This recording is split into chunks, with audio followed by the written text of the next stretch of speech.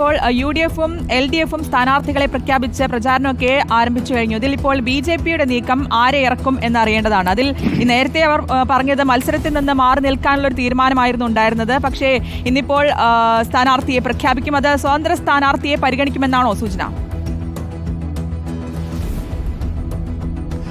തീർച്ചയായിട്ടും സ്വതന്ത്ര സ്ഥാനാർത്ഥിയായിരിക്കും BJP-ക്ക് വേണ്ടി കളത്തിലിറങ്ങുക എന്നുള്ളത് പൂർണ്ണമായി ഉറപ്പായിരിക്കുന്നു. ഇന്നലെ BJP സംസ്ഥാന നേതൃത്വം മത്സരിക്കാൻ തീരുമാനിച്ചിട്ടുണ്ട്. നേരത്തെ മത്സരിക്കേണ്ടതില്ല എന്നുള്ളതായിരുന്നു അവരുടെ തീരുമാനം. കാരണം മത്സര രംഗത്ത് ഇറങ്ങുന്നത് 2-3 കാരണങ്ങൾ കൊണ്ട് വേണ്ട എന്നുള്ളതായിരുന്നു. ഒന്ന്, നിലമ്പൂർ ഉപതെരഞ്ഞെടുപ്പ് ജനങ്ങളുടെ മേൽ കെട്ടിയേൽപ്പിച്ചൊരു തെരഞ്ഞെടുപ്പാണ് എന്നും നിലമ്പൂർ ഉപതെരഞ്ഞെടുപ്പ് ഒരു അനാവശ്യ സാഹചര്യത്തിലാണ് എന്നും അതുകൊണ്ട് ഈ മത്സരത്തിൽ BJP മാറി നിൽക്കും എന്നുള്ളതാണ് അവരൊരു കാരണം പറഞ്ഞിരുന്നത്. മറ്റൊന്ന്, BJP-ക്ക് അങ്ങനെ നിർണായക സ്വാധീനമുണ്ടാക്കാൻ സാധിക്കുന്ന ഒരു മണ്ഡലമല്ല ഈ നിലമ്പൂർ മണ്ഡലം. അവിടെ LDF-ഉം UDF-ഉം തമ്മിലുള്ള മത്സരമാണ്. ആ മത്സരത്തിൽ പണവും അധ്വാനവും ചെലവാക്കി നേതൃത്വത്തിൻ്റെ ഇടപെടലുമൊക്കെ വെറുതെ അനാവശ്യമായി ചെലവാക്കേണ്ടതില്ല.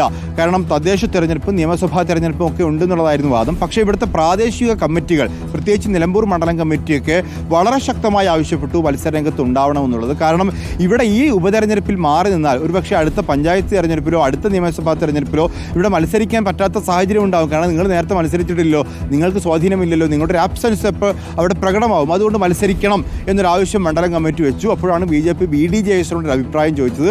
BDJS-ഉം മത്സരിക്കാൻ താല്പര്യമില്ല എന്ന് അറിയിച്ചതോടുകൂടി ഇന്നലെ BJP-യുടെ നിലമ്പൂർ മണ്ഡലം കമ്മിറ്റി യോഗം ചേർന്നിരുന്നു.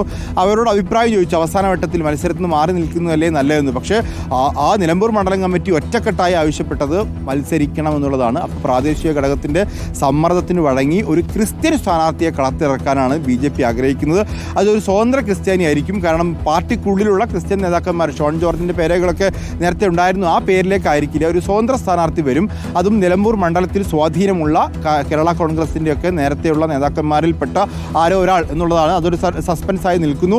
അങ്ങനെ ഒരാൾ BJP-ക്ക് വേണ്ടി സ്ഥാനാർത്ഥിയാവും. അപ്പോൾ കുറച്ച് വോട്ടുകൾ എന്ന് പറഞ്ഞാൽ 10-15,000-ഓളം വോട്ടുകൾ NDA-യും സമാഹരിക്കും. അതും ഭരണവിരുദ്ധ വികാരത്തിന് ആനുകൂല്യമാണ് BJP-യും ആഗ്രഹിക്കുന്നത്.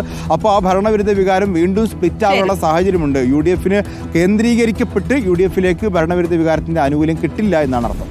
ഓക്കെ, വ്യക്തമാണ്. VS രഞ്ജിത്ത്. അപ്പോൾ വീണ്ടും കണ്ടുമുട്ടാം കൂടുതൽ വാർത്തകളുമായി.